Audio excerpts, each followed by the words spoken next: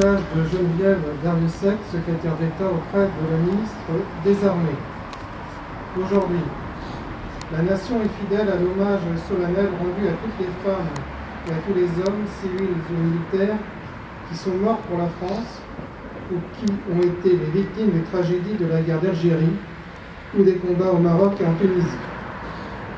Il y a 60 ans, en 1959, la guerre d'Algérie durait depuis 5 ans.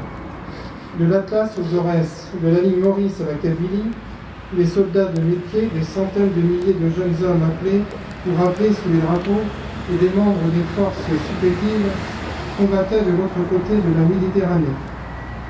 Toute une génération de jeunes hommes découvrait l'âpreté et la violence d'un conflit aux multiples visages. La société française tout entière a été touchée par la guerre d'Algérie, par l'attente du retour, l'angoisse des nouvelles et les tensions permanentes. Le visage de notre nation en a été bouleversé.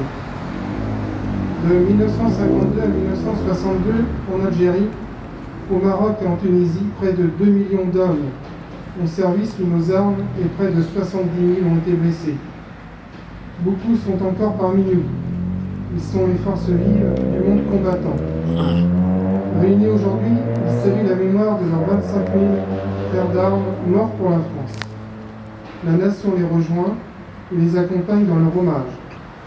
La France n'oublie ni les souffrances des civils, ni les familles qui ont abandonné un pays qu'elles aimaient tant. Elle sait la douleur des anciens harkis qui ont été contraints de quitter leur terre natale. Elle pense aux disparus, civils et militaires. Dans la réalité complexe de la guerre d'Algérie, ce sont autant de drames familiaux, personnels et même intimes, autant de blessures non cicatrisées. Aujourd'hui encore, les mémoires individuelles, familiales, associatives sont particulièrement vivantes et plurielles.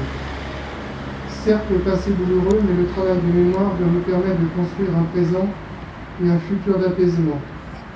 Ce travail de transmission doit être dirigé vers les jeunes générations. Seules les explications et les connaissances permettront de ne jamais oublier. Nous le devons à toutes les femmes et à tous les hommes qui ont participé à ces conflits et à ces combats. C'est ce que nous faisons ensemble en cette journée nationale.